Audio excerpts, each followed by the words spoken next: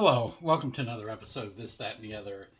And a lot of people that follow college football know that Bryant is known for his tenure as head coach at the University of Alabama, winning championships, I believe 6 there. And how many know actually that he coached some other college teams prior to Alabama? After finishing his playing days at the University of Alabama, he took an assistant job at Union in Kentucky, but turned it down to be an assistant in Alabama.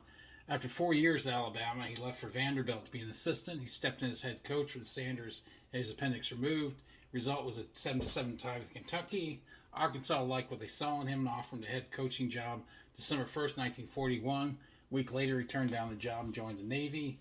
He coached on shore duty with a cruise between. He was an assistant coach at Georgia pre-flight and then North Carolina pre-flight. He was set to be the head coach for the 1947 season, but V-Day ended the need, so Bryant was out of work.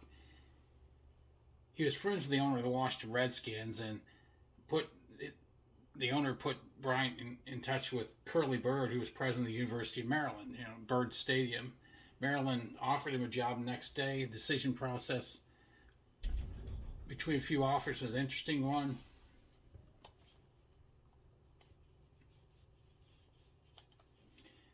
And quote from Barry Bryant: "When the war was over, he called me into his office and told me he had offers to be an assistant at Georgia Tech and Alabama and to be head coach at Maryland," said Vic Turin, the pre-flight quarterback.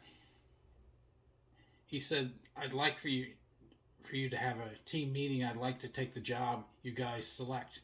We took a vote, and the sentiment was that we'd have more control over our lives if he was a head coach, so I told him I had 25 guys who'd go with him to Maryland. He got on the phone right then and told the Maryland people he'd be up to take the job. All the guys who decided to go with him left North Carolina on a bus, recalled Dratchett, executive of the University of Maryland Hospital in Baltimore. "We were all discharged from the Navy in Norfolk. None of us had a nickel to our names. No civilian clothes, nothing. But as we walked out of the base in Norfolk, there was a bus outside the main gate. It said University of Maryland on the side, and that's how we got to Carly's Park. We got to the campus Sunday night. Coach Bryant met us. So did Curly Bird.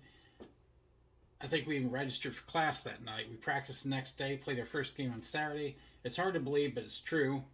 Maryland won 60-6 after a midseason slump that included 2 losses and tie. The old Liners won their last 3 games, including a brutal 19-13 victory that ended Virginia's 14-game winning streak.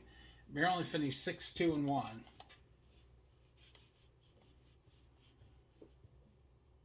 Bryant was a stern coach, had strict rules regarding drinking, smoking, and being out past 10 during the season. Late in the season, he suspended a lineman from Baltimore for breaking curfew. Bird wanted to put him back on the football team. Bryant refused, and when he found out Bird also wanted to fire one of his assistant coaches, he decided to leave.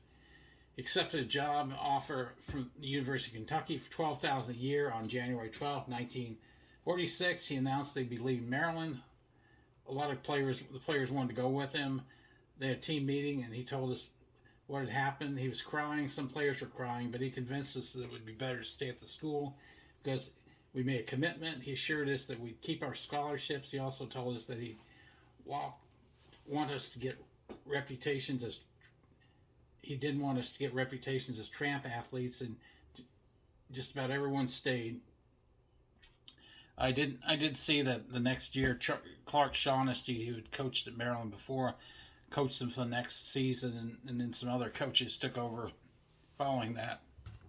But that's Bear Bryant's tenure at University of Maryland. He only coached that team for 1 year, and he had him go, winning season with them, and later coached Kentucky, then Texas A&M, and then went back to his alma mater, Alabama, until his retirement. And that was what I was able to find out on Paul Bear Bryant leaving University of Maryland and why. Like I said, looking for ideas on shows to do in the future. Please let me know if it's feasible. I will put one together. With that being said, like, subscribe, share. As always, thanks for watching.